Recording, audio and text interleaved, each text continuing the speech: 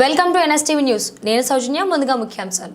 జగిత్యాల జిల్లా మెట్పల్లిలో municipal commissioner T Mohan ఆదేశాలతో మానవతా దృక్పథంతో చేపట్టిన ఓ సేవా కార్యక్రమం స్థానికంగా ప్రశంసలు అందుకుంది.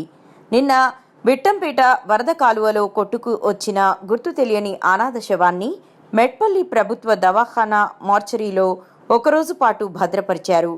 బంధువులు ఎవరూ రాకపోవడంతో పోలీసులు అందించిన సహకారంతో మున్సిపల్ సిబ్బంది ఆ శవాన్ని తీసుకెళ్లి మున్సిపల్ ఆధ్వర్యంలో ఖననం చేశారు.